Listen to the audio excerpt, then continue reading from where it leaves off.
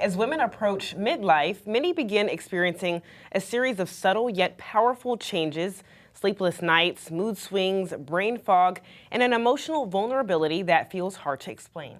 And even with this knowledge, the link between hormonal shifts and mental health is often overlooked. So back in the studio to talk about the connection between perimenopause and depression is OB-GYN and educator Dr. Stephanie Hack. Dr. Hack, thank you for joining us.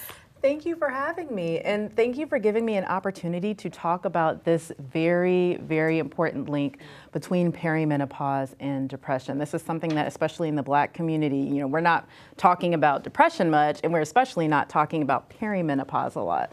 So very important. The average age of perimenopause, it usually happens in your 40s. And one thing that we know is there is a significant amount of hormone variability. With that, there is an increased susceptibility to mood disorders, especially depression.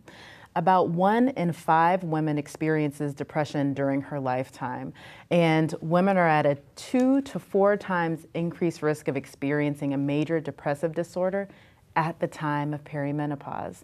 Why? Because the hormones are fluctuating, specifically estrogen and progesterone.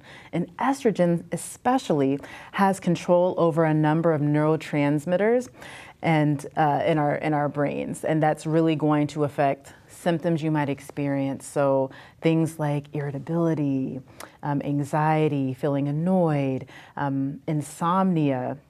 All of these things, all of them are depressive symptoms that you could experience around perimenopause. So as you mentioned, perimenopause and depression aren't things that really are talked about in the Black community.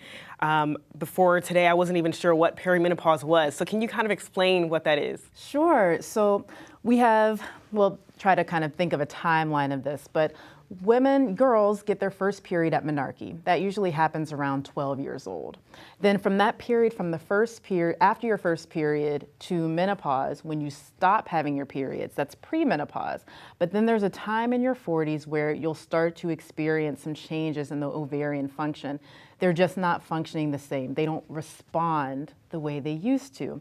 And so what you'll see first, usually the first sign of perimenopause, is irregular periods. It could be a day at first, and then it'll be a couple of days, and so on and so forth. And when you get into late perimenopause, you can have 60 days or more without a period.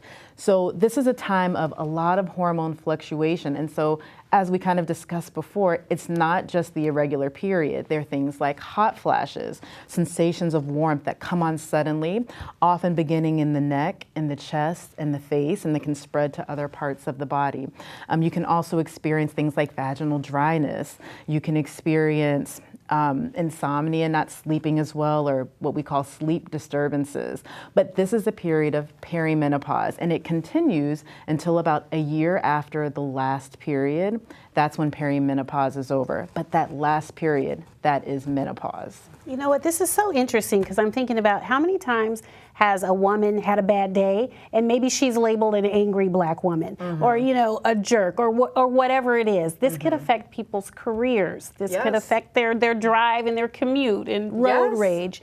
So how can a woman take control of this perimenopausal mood change and kind of know what's happening to her, but then also educate the people around her to say, oh, you know what, she's just having a moment. I need to give her grace. And then also the woman going through it say, I need to give myself grace and maybe just take a beat. Right. I think the very first thing is being educated about the symptoms. So depressive symptoms that occur with perimenopause, when you have depressive symptoms, are going to include feelings of sadness, but then also feelings of decreased interest.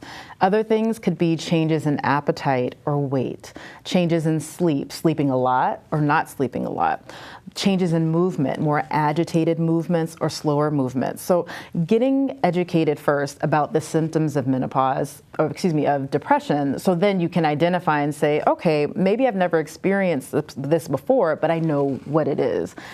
The other part of that is being in conversation with your healthcare provider, because they should really be able to kind of guide you through this process. They can also do a screening to figure out, okay, are you experiencing actual clinical depression? based on those symptoms that we discussed before. And then when you kind of figure out where you fall, like understand that there's a lot happening.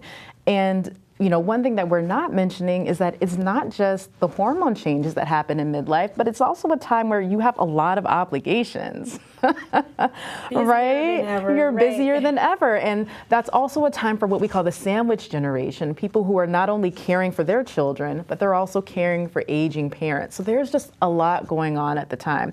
So I think just being able to tell yourself, hey, there's a lot going on now.